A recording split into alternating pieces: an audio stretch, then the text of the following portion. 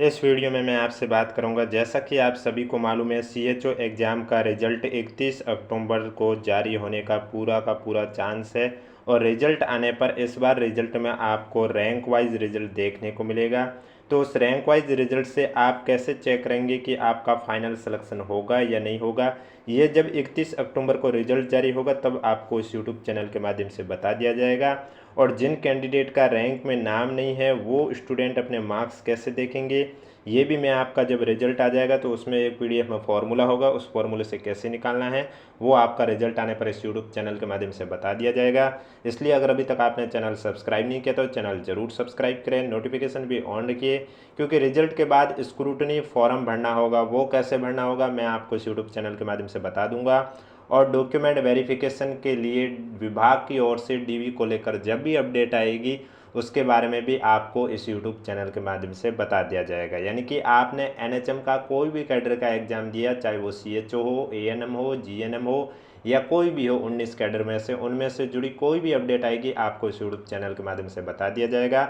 इसलिए चैनल ज़रूर सब्सक्राइब करें, नोटिफिकेशन भी ऑन रखिए। अपडेट फिर चाहे बोर्ड की ओर से आए या विभाग की ओर से आए आपको ज़रूर बताया जाएगा।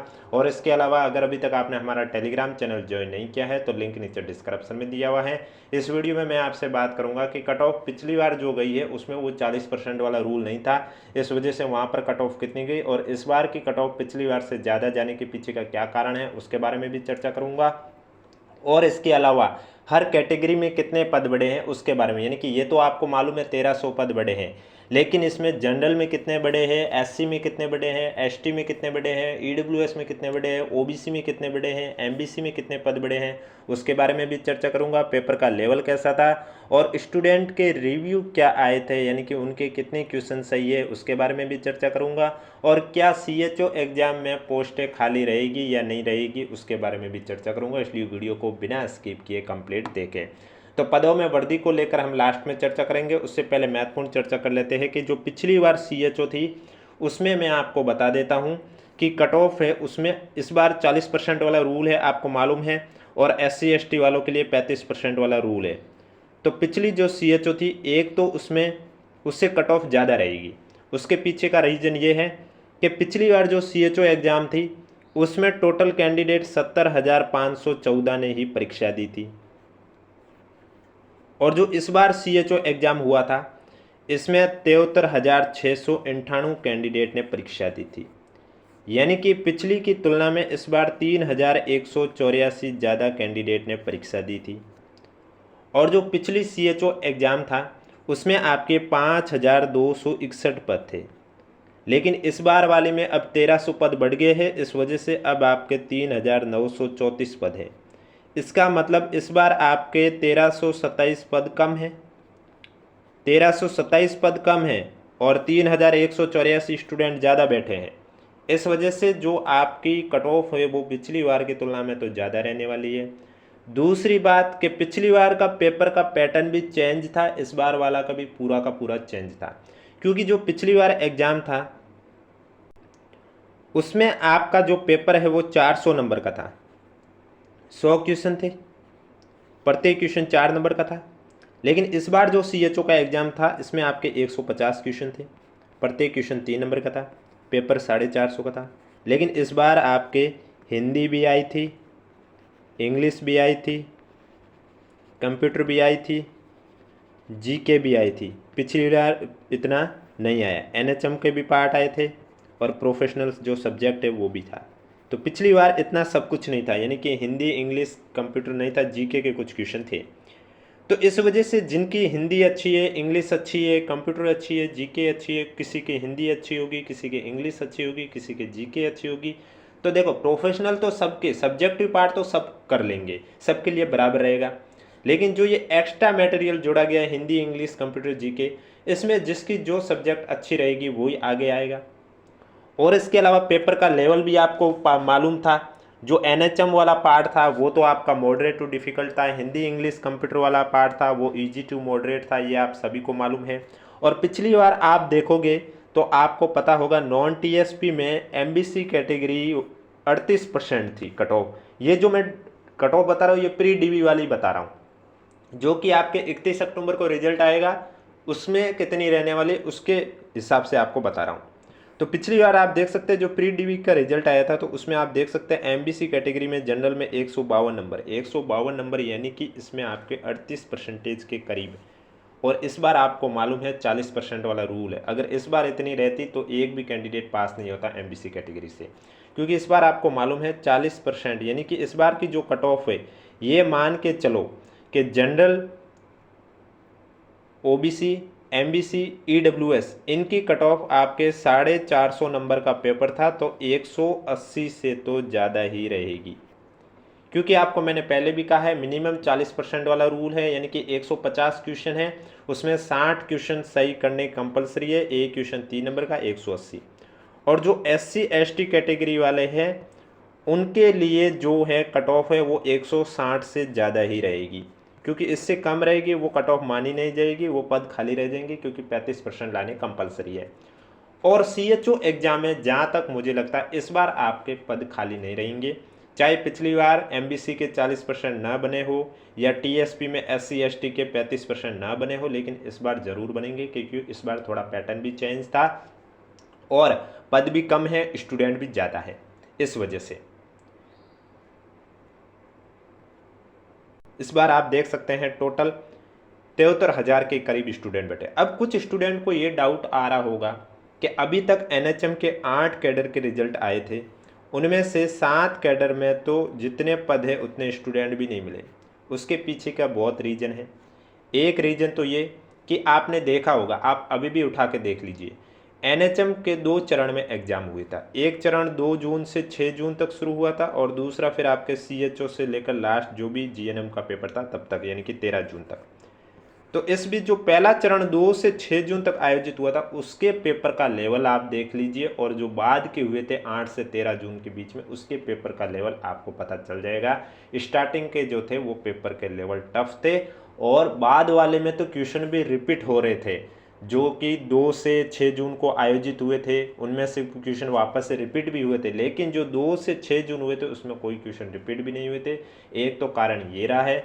दूसरा कारण जो 2 से 6 जून थे उसमें ज़्यादा स्टूडेंट नहीं थे, यानी कि किसी में 1500 स्टूडेंट थे, किसी में 75 स्टूडेंट थे, किसी में 1200 स्टूडेंट थे, किसी में 2000 थे, तो किसी में 2500। लेकिन जो स्टूडेंट की संख्या ज़्यादा है वो परीक्षा सभी 8 से 13 जून को हुई थी।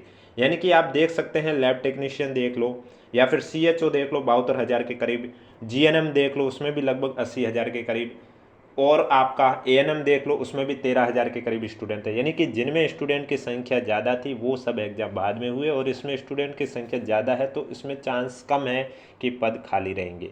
फिर भी अगर पद खाली रह जाते हैं तो फिर वो अगली भर्ती होगी उसके साथ जोड़ दिए जाते हैं। लेकिन अब स्टूडेंट के जो रिव्यू आए थे जब पेपर हुआ था उसके बाद आप हमारे यूट्यूब चैनल पर भी जाके देख सकते हैं। मैं एक्सपेक्टेड कट ऑफ पर एक वीडियो लेके आया था जिसमें मैंने स्टूडेंट से रिव्यू मांगे थे और वहाँ कमेंट भी आए हुए हैं, आप देख सकते हैं। वहाँ पर जिन जिन स्टूडेंट ने रिव्यू दिए थे उन सभी के 40% से ज़्यादा ही थे। मैं आपको एक बार बता देता हूँ जो स्टूडेंट के रिव्यू आए थे उसमें स्टूडेंट ने कितने कितने नंबर बताए थे। यानी कि उस समय जो कमेंट आए थे एग्ज़ाम के बाद, तब ईडब्ल्यूएस कैटेगरी के कमेंट आए थे। किसी के आए थे कि ईडब्ल्यूएस कैटेगरी से कोई कह रहा मेरे 110 क्वेश्चन सही हो रहे थे, कोई एमबीसी कैटेगरी से बता रहा था कि मेरे 240 नंबर बन रहे हैं, कोई जनरल कैटेगरी से कह रहा है कि मेरे 106 क्वेश्चन सही हो रहे हैं, कोई एसटी कैटेगरी का स्टूडेंट बता रहा है मेरे 324 नंबर आ रहे हैं, कोई एसटी कैटेगरी का स्टूडेंट कह रहा है मेरे 109 क्वेश्चन सही हो रहे हैं, ओबीसी कैटेगरी का कोई बंदा कह रहा है 275 नंबर आ रहे हैं, एससी कैटेगरी का कोई बंदा कह रहा है 103 क्वेश्चन सही हो रहे हैं, कोई कह रहे हैं मेरे एससी कैटेगरी से 230 नंबर बन रहे हैं। आप हमारा कमेंट जाके देख सकते हैं और वो वीडियो मैंने नीचे डिस्क्रिप्शन में भी वहाँ पर लिंक शो कर रखा है, आप जाके देख लीजिए। वहाँ पर कमेंट बॉक्स में जो स्टूडेंट के रिव्यू आए वही मैं आपको बता रहा हूँ। एससी कैटेगरी में कोई कह रहे 106 क्वेश्चन सही हो रहे हैं, एसटी कैटेगरी में कुछ स्टूडेंट कह रहे हमारे 76 क्वेश्चन सही हो रहे हैं, फिर एससी कैटेगरी में कुछ स्टूडेंट कह रहे हैं हमारे 74 क्वेश्चन सही हो रहे हैं, तो कोई स्टूडेंट कह रहे मेरे 87 क्वेश्चन एसटी कैटेगरी से सही हो रहे हैं, कोई स्टूडेंट कह रहा है मेरे 83 क्वेश्चन सही हो रहे हैं ओबीसी कैटेगरी से, कोई स्टूडेंट 88 क्वेश्चन सही बता रहा है ओबीसी से, कोई बता रहा है 249 नंबर आ रहे हैं ओबीसी से। यानी कि यहाँ से ये लग रहा है एक तरह से मोटे मोटे तौर पर कि पद खाली रहने के चांसेस बहुत बहुत कम है, क्योंकि अगर आपके 60 से ज़्यादा सही हो रहे हैं तो आपके पद खाली नहीं रहेंगे। 150 में से अगर 60 से ज़्यादा बहुत स्टूडेंट मिल जाते हैं, जितने पद हैं उतने स्टूडेंट मिल जाते हैं, 60 से ज़्यादा क्वेश्चन सही वाले, तब तो आपके पद खाली नहीं रहेंगे, क्योंकि 40% से क्रॉस है। और SC ST कैटेगरी वालों में 53 से ज़्यादा स्टूडेंट मिल जाते हैं क्वेश्चन सही करने वाले, तो वो सभी सेलेक्ट होंगे। अब अगर पदों से भी ज़्यादा स्टूडेंट मिल रहे हैं, यानी कि पद आपके लगभग कितना मैंने अभी कहा है, 3900 के करीब पद बताया है, तो अगर स्टूडेंट इससे भी ज़्यादा 2 गुना या 3 गुना यानी कि 22,000 25,000 के करीब मिल जाते हैं, जिनके 60 से ज़्यादा क्वेश्चन सही हो रहे, 53 से ज़्यादा, उस समय फिर जो टॉप के कैंडिडेट है उनको लिया जाएगा। तब वो 2 गुना के कट ऑफ भी अब देखने को मिलेगी या नहीं मिलेगी, ये तो रिजल्ट आने पे ही पता चलेगा, क्योंकि अभी बोर्ड द्वारा नवाचार किया गया है। LSA का रिजल्ट आपने देखा होगा, अकाउंट असिस्टेंट का रिजल्ट देखा होगा, तो उसमें बोर्ड ने क्या किया है कि स्टूडेंट के 2 गुना की कट ऑफ भी बताई जा रही है और रैंक वाइज रिजल्ट भी बताया जा रहा है। अब NHM में तो हालांकि अभी तक जो 8 कैडर है उनमें तो नहीं बताया। अगर CHO का रिजल्ट पहले से तैयार है, क्योंकि ये नवाचार इन्होंने LSA के रिजल्ट से किया है, अगर CHO का रिजल्ट LSA के रिजल्ट से पहले तैयार किया गया तो फिर आपको CHO में कट ऑफ देखने को नहीं मिलेगी। और अगर इसके बाद वापस रिजल्ट तैयार किया, क्योंकि पदों में वृद्धि की गई है उस वजह से, तो फिर आपको देखने को मिल सकता है कट ऑफ भी। और बाकी रैंक वाइज आप कैसे चेक करोगे कि आपका फाइनल सिलेक्शन होगा या नहीं होगा, वो रिजल्ट आएगा तब मैं आपको इस यूट्यूब चैनल के माध्यम से बता दूंगा।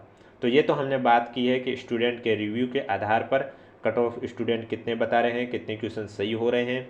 इसके अलावा पेपर का लेवल कैसा था, पिछली बार CHO की कट ऑफ आप देख सकते हैं, लेकिन इस बार पिछली बार से ज़्यादा ही रहेगी। और इसके अलावा आपको मैं एक बार बता देता हूँ, ये पिछली बार जो आपको स्क्रीन पर दिखाई दे रही है कट ऑफ, ये आपके 400 में से कितने में से हैं, 400 में से, और इस बार की जो कट ऑफ जाएगी वो 450 में से। तो पिछली बार आप देख सकते हैं नॉन TSP की जनरल की गई थी 205, फीमेल की भी 205 के करीब रही, विडो की 3 रही है। इस बार ऐसा नहीं होगा, क्योंकि पिछली बार 40% वाला रूल नहीं था, तब यहाँ पर विडो सेलेक्ट हो गए थे, लेकिन इस बार 40% वाला रूल है। DIV की आप देख सकते हैं 73, एक्स सर्विसमैन की आप देख सकते हैं 93.5 है। हाँ, ये जरूर हो सकता है कि विडो हुई है, एक्स सर्विसमैन हुई है, DIV, इनके पद खाली रह सकते हैं, इनके खाली रहने के चांसेस ज़्यादा है, क्योंकि इनमें इतने नंबर नहीं आते। आप देख सकते हैं लास्ट बार भी 3 नंबर वालों को सेलेक्ट हो रहा है, लेकिन इस बार 40% वाला रूल सबके लिए लागू है। अब जैसे जनरल EWS में भी आप देख सकते हैं, जनरल में 171.4286, फीमेल के 136 रही है, DIV के 55.10 रही है। यानी कि जनरल की हर कैटेगरी में बात करूं, जनरल और फीमेल तक, यहाँ तक तो जहाँ तक मुझे लग रहा है कि पद है वो खाली रहने के चांसेस कम है। बाकी विडो, DIV और एक्स सर्विसमैन में आपके पद खाली रहने के चांसेस बहुत ज़्यादा है। SC कैटेगरी में आप देख सकते हैं जनरल की 172 गई थी, फीमेल की 164 गई थी, DIV की 1 गई थी। ST में देखा जाए तो जनरल कैटेगरी की आप देख सकते हैं 139 गई, फीमेल की 139 गई, DIV की 4 रही। OBC में भी आप देख सकते हैं जनरल की 185 गई है, फीमेल की 185 गई है, DIV की 7। यानी कि यहाँ आप देख सकते हैं पिछली बार जो कट ऑफ गई वो विडो, DIV, एक्स में देखा जाए तो कोई भी 40% से ऊपर नहीं गई है। अब हमें ये देखना होगी इनमें कितने पद हैं, जिससे कि हमें पता चल सके कि इतने पद वापस से इनके है वो खाली रहने के चांसेस है। तो उस पर भी मैं आगे चर्चा करूँगा कि हर कैटेगरी में कितने पद इंक्रीज हुए। अब MBC में भी आप देख लो, DIV के 400 में से 41 नंबर सेलेक्ट हो रहे हैं, लेकिन इस बार ऐसा नहीं होगा। जनरल में 152.74, फीमेल में 126.53। शहरिया में भी आप देख सकते हैं जनरल के 8.16 है, फीमेल के 8.16। तो इस बार शहरिया के पास होने देखना होगा, रिजल्ट में सीटें खाली रह सकती है, क्योंकि लास्ट बार 400 में से 8 नंबर वालों का सेलेक्ट हुआ। इसी तरह आप TSP में भी देख सकते हैं, जनरल की बात करें तो 162, फीमेल की 162, विडो की 17, DIV की 4। इसके बाद SC कैटेगरी में जनरल की 138, SC कैटेगरी के तो आप देख सकते हैं यहाँ 35% नहीं बने, फीमेल की 138 रही है। और ST कैटेगरी में आप देख सकते हैं जनरल में 118, फीमेल की 118। अब मैं बात करूँगा जो मैं बता रहा हूँ, विडो कैटेगरी हुई है, DIV कैटेगरी हुई है, एक्स सर्विसमैन, इनमें कितने पद हैं, और इस बार जो पदों में वृद्धि की गई है वो कैटेगरी वाइज बताने जा रहा हूँ, कौन सी कैटेगरी में कितने पद इंक्रीज हुए। तो आप देख सकते हैं पहले आपके जनरल कैटेगरी में देख सकते हैं, जब ये एडवर्टाइजमेंट जारी हुआ उस समय 651 पद थे। अब जो 1300 पदों में वृद्धि की गई है, जिससे कि जनरल में आपके हो गए हैं 803 पद। आप देख सकते हैं, आपको मैं बता देता हूँ, देखो ये आप देखते रहना, ये PDF आपको हमारे टेलीग्राम चैनल पर देखने को मिली है। अब मैं एक एक स्क्रॉल करूँगा तो आप देख सकते हैं कि आपको भी थोड़ा देखने में दिक्कत आ रही होगी। मेरा नोट कर रखिए, तो वहाँ से भी मैं आपको डायरेक्ट बता देता हूँ जनरल में कितने पद बढ़े हैं, एससी में कितने बढ़े। हर कैटेगरी की जनरल के बारे में बात करूँगा और उसके बाद बताऊँगा कि जो विडो कैटेगरी हुई है, परित्यक्ता कैटेगरी हुई, उनमें कितने पद है। तो उनके पद जहाँ तक मुझे लगता है खाली रहने की चांस है, क्योंकि पिछली कट ऑफ आपने देखी होगी, अभी आपको मैंने स्क्रीन पर बताई है। तो अब बात करते हैं सीएचओ की। सबसे पहले जनरल कैटेगरी की। जनरल कैटेगरी में पहले आपके 651 पद थे, अब आपके 803 पद हुए, यानी कि जनरल कैटेगरी में आपके 152 पदों में इंक्रीज हुआ है। 152 पद बढ़े, यानी कि जो अब 1300 पद बढ़े हैं, इनमें से जनरल से 152 पद बढ़े हैं। इसके बाद नेक्स्ट कैटेगरी आपकी जो आती है वो है एससी कैटेगरी। एससी कैटेगरी की बात करें तो एससी कैटेगरी में आपके पहले 284 पद थे और अब आपके हैं 351। एससी कैटेगरी अनुसूचित जाति जनरल में बात कर रहा हूँ। तो यानी कि इसमें 67 पदों में वृद्धि की गई है। कितने पदों में वृद्धि की गई है? 67 पदों में वृद्धि की गई। इसके बाद नेक्स्ट कैटेगरी आपकी आती है एसटी कैटेगरी, यानी कि अनुसूचित जनजाति। एसटी कैटेगरी में पहले आपके 213 पद थे और अब पद है आपके 264, यानी कि 51 पदों में वृद्धि की गई है। 1300 में से 51 पदों में वृद्धि आपके एसटी कैटेगरी में की गई। ओबीसी कैटेगरी की बात करें तो ओबीसी कैटेगरी में पहले आपके 373 पद थे। कितने थे? 373 पद। इसमें वृद्धि करके 461 पद कर दिए गए, यानी कि 88 पदों में वृद्धि की गई है। कितने पदों में वृद्धि की गई है? 88 पदों में वृद्धि की गई है। इसके बाद नेक्स्ट कैटेगरी आपकी जो आती है वो आती है एमबीसी कैटेगरी। तो एमबीसी कैटेगरी में आपके 89 पद थे। कितने पद थे? 89, और अब बढ़कर आपके पद हुए 110, यानी कि इसमें आपके 21 पदों में वृद्धि की गई है। कितने पदों में वृद्धि की गई है? 21 पदों में वृद्धि की गई है। ईडब्ल्यूएस कैटेगरी की बात करें तो ईडब्ल्यूएस कैटेगरी में आप देख सकते हैं जनरल के 179 पद थे और अब बढ़कर हो गए हैं 222, यानी कि ईडब्ल्यूएस कैटेगरी में आपके 43 पदों में वृद्धि की गई है। फिर आते हैं टीएसपी में। तो टीएसपी की बात करूं तो टीएसपी में जनरल कैटेगरी की बात करें तो जनरल कैटेगरी में पहले आपके 26 पद थे, अब हो गए 269, यानी कि 243 पद आपके बढ़े हैं। इसके बाद एससी कैटेगरी की बात करें तो एससी कैटेगरी में पहले 3 पद थे, अब हो गए 27, यानी कि टोटल 24 पद बढ़े हैं। इसके बाद बात करता हूं मैं एसटी कैटेगरी। एसटी कैटेगरी की बात करें तो पहले इसमें 22 पद थे और अब बढ़कर हो गए 241, यानी कि 219 पद बढ़े। अब अगर देखा जाए सबसे ज़्यादा पद कौन से कैटेगरी में बढ़े हैं और सबसे कम कौन सी कैटेगरी में बढ़े हैं, जनरल में बात करें तो आपके 1300 जो पदों में वृद्धि की गई है, इनमें से सबसे अधिक आपके टीएसपी जनरल में बढ़े थे, जिसमें आपके 243 पदों में वृद्धि की गई है, और उसके बाद टीएसपी में एसटी कैटेगरी के बढ़े थे 219, और सबसे कम पदों में वृद्धि हुई है वो नॉन टीएसपी में एमबीसी कैटेगरी में हुई थी, जिसमें जनरल के मात्र 21 पद बढ़े हैं। चलिए अब बात करते हैं जो बाकी वाली कैटेगरी है उनमें कितने पद है, क्योंकि जहाँ तक मुझे लगता है पिछली कट ऑफ के अकॉर्डिंग देखा जाए तो ये पद भी खाली रहने वाले, क्योंकि इस बार 40% 35 वाला रूल है। तो सीएचओ एग्जाम नॉन टीएसपी में बात करें तो आप मान के चलिए अब सामान्य महिला में 230 तो मिल जाएंगे, लेकिन विधवा में 92 पद हुए, परित्यक्ता के 22 पद हुए, ये जहाँ तक मुझे लगता है खाली रहने के चांसेस हैं। 40% वाला रूल आपने देखा होगा। अभी कट ऑफ कितनी गई है लास्ट बार सीएचओ में? 400 में से 3 नंबर, 400 में से 48 नंबर, तो इस बार तो वो मान्य नहीं है। अनुसूचित जाति की बात करें तो इसमें आप देख सकते हैं विधवा के 40 पद हैं, परित्यक्ता के 10 पद हैं, सामान्य महिला के 100 पद तो फिर भी मिल जाएंगे। अनुसूचित जनजाति यानी कि एसटी कैटेगरी की बात करें तो एसटी कैटेगरी में आप देख सकते हैं विधवा के 30 पद हैं, परित्यक्ता के 7 पद हैं, सामान्य महिला के 75 पद हैं। अन्य पिछड़ा वर्ग की बात करें तो अन्य पिछड़ा वर्ग की आप देख सकते हैं 52 पद विधवा के हैं, परित्यक्ता के 13 पद हैं, सामान्य महिला के 132। अति पिछड़ा वर्ग की बात करें तो आप देख सकते हैं अति पिछड़ा वर्ग यानी कि एमबीसी कैटेगरी में सामान्य महिला के 32 पद हैं, विधवा के 12 पद हैं, परित्यक्ता के 3 पद हैं। आर्थिक रूप से कमजोर वर्ग ईडब्ल्यूएस कैटेगरी की बात करें तो इसमें आप देख सकते हैं सामान्य महिला के 63 पद हैं, विधवा के 25 पद हैं, परित्यक्ता के 6 पद हैं। 12 जिले के शहरिया आदिम की बात करें तो यहाँ जनरल के भी 10 पद मिलना मुश्किल ही लग रहा है, सामान्य महिला के 3 पद हैं, विधवा का 1 पद है। अब हॉरिजेंटल रिजर्वेशन की बात करें तो यहाँ पर भी आप देख सकते हैं एलवी के 42 पद हैं, एलसी में 42 है, एमआईएसएलडी में भी 42 पद हैं। अब भूतपूर्व सैनिक में भी आप देख सकते हैं जनरल कैटेगरी की 143 है, SC कैटेगरी में 59 पद है, ST कैटेगरी में 44 पद है, OBC कैटेगरी में 78 पद है, MBC में 18 है, EWS में 37 है, शहरिया में भी 1 है। यानी कि CHO में भी आपको पद खाली देखने को मिलेंगे।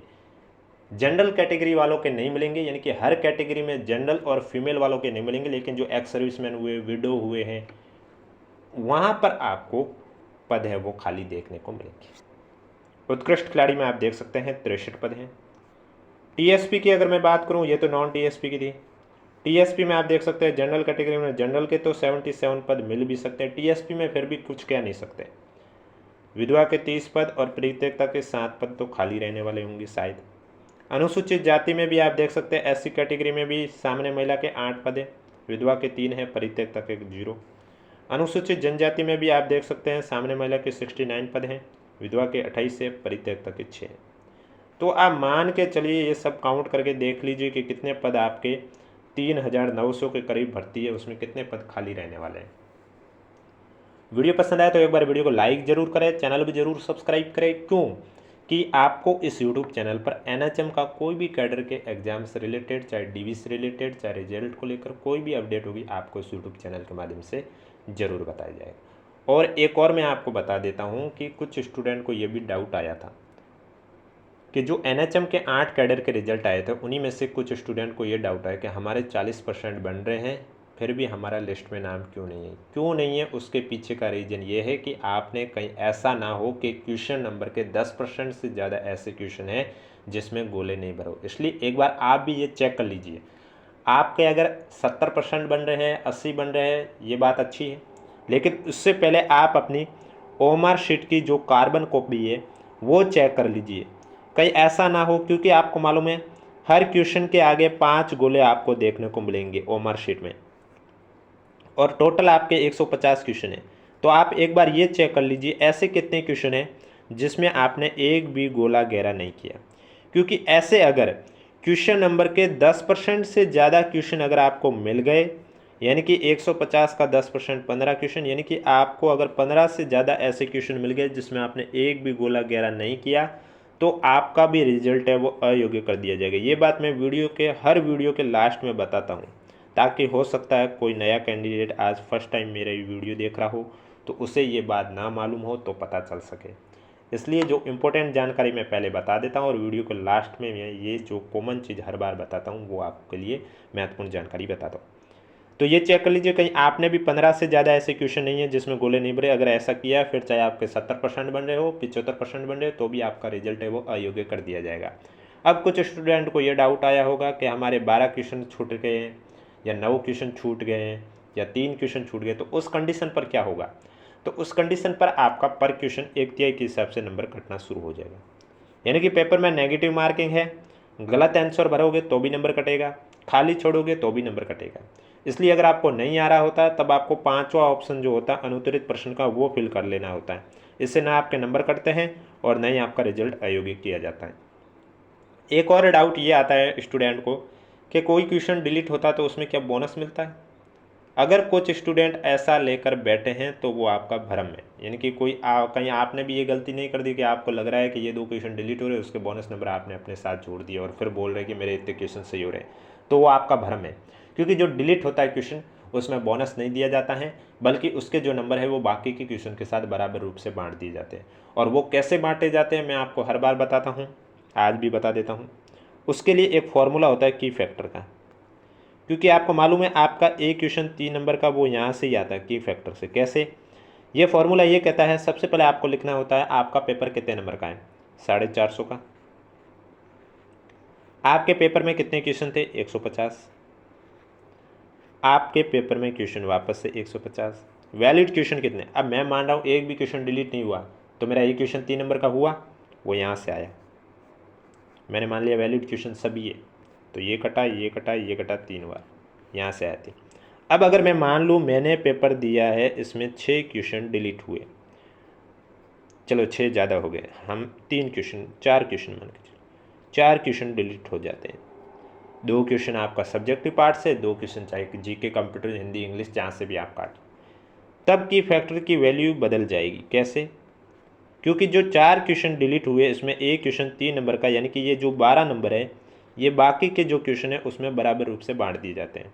पेपर 450 का, टोटल क्वेश्चन 150, टोटल क्वेश्चन 150। अब यहाँ वैलिड क्वेश्चन में आप 150 नहीं लिखोगे क्योंकि 4 क्वेश्चन डिलीट माना है, तो 150 में से 4 गए पीछे 146, तो यहाँ आप 146 लिखोगे। जब इसको सॉल्व करोगे तो आपकी जो वैल्यू है 3 दशमलव में कुछ आएगी। तो जो दशमलव के बाद वैल्यू आई है ये वही 12 नंबर है जो बाकी के 146 क्वेश्चन के साथ बराबर रूप से बांटे गए। तो इस तरह से आपको बोनस नहीं मिलता है, बल्कि जो क्वेश्चन डिलीट होता है उसके नंबर बाकी के क्वेश्चन के साथ बराबर रूप से बांट दिए जाते हैं। अब किसी को भी कोई भी डाउट है तो नीचे कमेंट बॉक्स में पूछिए। वीडियो पसंद आए तो वीडियो को लाइक कीजिए, चैनल जरूर सब्सक्राइब कीजिए, क्योंकि आपको मालूम है एनएचएम के 19 कैडर में से 8 कैडर के रिजल्ट आ चुके हैं और उन 8 कैडर में से 4 कैडर के तो स्क्रूटनी फॉर्म भी भरवा गए हैं। यानी कि 18 से लेकर जिनका रिजल्ट 17 अक्टूबर को आया था 4 कैडर के, उनके स्क्रूटनी फॉर्म 18 अक्टूबर से 24 अक्टूबर तक भरे गए थे एसएसओ आईडी के माध्यम से, और जिनका रिजल्ट 10 अक्टूबर को जारी हुआ था उनके स्क्रूटनी फॉर्म को लेकर अभी तक कोई अपडेट नहीं आई है। जैसे ही अपडेट आएगी आपको इस यूट्यूब चैनल के माध्यम से बता दिया जाएगा। और एनएचएम के कुछ रिजल्ट आपको 31 अक्टूबर को देखने को मिलेंगे, जिसमें ज़्यादा 99% सीएचओ को भी शामिल किया गया है। तो कुछ रिजल्ट आपको नवंबर के फर्स्ट वीक में देखने को मिलेंगे। अब अगर राजमहस में पदों में वृद्धि की जा रही है तो फिर उनके रिजल्ट आपको नवंबर के फर्स्ट वीक में देखने को मिलेंगे। और एनएचएम में पदों में वृद्धि का नोटिफिकेशन आ चुका है, तो जो राजमहस में शामिल नहीं है वे भर्तियाँ जिनमें पदों में वृद्धि नहीं की जा रही है, सिर्फ एनएचएम में ही है, तो उनके रिजल्ट आपको 31 अक्टूबर को देखने के मिलने के चांस है। रिजल्ट आने पर रिजल्ट की पीडीएफ आपको हमारे टेलीग्राम चैनल पर देखने को मिल जाएगी। और रिजल्ट आने पर आपको कैसे चेक करना है कि फाइनल सिलेक्शन के लिए आपकी रैंक सेफ है या नहीं है। इसके अलावा फॉर्मूला रैंक में जिनका नाम नहीं है वो अपने मार्क्स कैसे चेक करेंगे, उसके लिए रिजल्ट में एक फार्मूला दे रखा होगा, उस फार्मूले से कैसे निकालना है वो भी आपका रिजल्ट आने पर इस यूट्यूब चैनल के माध्यम से बता दिया जाएगा। कितने क्वेश्चन डिलीट होते हैं, फिर वो आपके कौन कौन से क्वेश्चन डिलीट हुए वो भी आपको बता दिया जाएगा। कितने स्टूडेंट का रिजल्ट अयोग्य किया गया वो भी बता दिया जाएगा। रिजल्ट के बाद स्क्रूटनी फॉर्म कब से कब शुरू होंगे, वो कैसे भरना होगा आपको एसएसओ आईडी के माध्यम से, वो भी आपको जानकारी इस यूट्यूब चैनल के माध्यम से बता दी जाएगी। और विभाग की ओर से डीवी को लेकर जब भी लिस्ट आएगी, जब भी इंस्ट्रक्शन आएंगे, आपको इस यूट्यूब चैनल के माध्यम से कंप्लीट इन्फॉर्मेशन बता दी जाएगी। चाहे एनएचएम का कोई भी कैडर हो, चाहे एएनएम हो, जीएनएम हो, सीएचओ हो, रिहेबिलिटेशन वर्कर हो, सोशल वर्कर हो, लैब टेक्नीशियन का हो, ऑडियोलॉजिस्ट का हो, कोई भी एग्जाम हो, आपको इस यूट्यूब चैनल के माध्यम से संपूर्ण अपडेट दी जाती है। इसलिए अगर अभी तक आपने चैनल सब्सक्राइब नहीं किया तो चैनल जरूर सब्सक्राइब करें, नोटिफिकेशन भी ऑन रखिए ताकि जब भी मैं नए वीडियो लेके आऊँ सबसे पहले आपके पास पहुँचे। और जो आयुष अधिकारी एग्ज़ाम है कल की अपडेट तक उसमें 1300 के करीब स्टूडेंट ने आवेदन किया है। आपने देखा होगा कल ही अधीनस्थ बोर्ड के अध्यक्ष आलोक राय जी ने ट्वीट के माध्यम से जानकारी दी है। और इसका एग्ज़ाम 26 दिसंबर को आयोजित किया जाएगा। और नवंबर में मैं इसके लिए आपके क्लासेस भी शुरू करने वाला हूं, जिसमें क्योंकि इसका जो 40% वाला सिलेबस है वो एनएचएम जो जून में आयोजित हुआ वो सेम है 40%। तो जो वो 40% पूछे गए हैं 19 एग्जाम में वो सभी मैं आपको करवा दूंगा, क्योंकि इसमें भी आपका वही रूल है, न्यूनतम 40%, SC/ST के लिए 35%, और ये लाने कंपलसरी होंगे आपको अगर क्वालिफाई करना है तो। फिर अगर पद खाली रह जाता तब तो आपको ले लिया जाएगा अगर आपके 40% से ज़्यादा बन रहे हैं, और पद अगर आपके 40% भी नहीं बन रहे तो फिर वो पद खाली रख देंगे लेकिन आपको नहीं लेंगे। इसके अलावा अगर अभी तक आपने हमारा टेलीग्राम चैनल ज्वाइन नहीं किया है तो लिंक नीचे डिस्क्रिप्शन में दिया हुआ, आप जाकर ज्वाइन कर सकते हैं। अब कोई भी डाउट है तो नीचे कमेंट बॉक्स में हमें ज़रूर पूछें।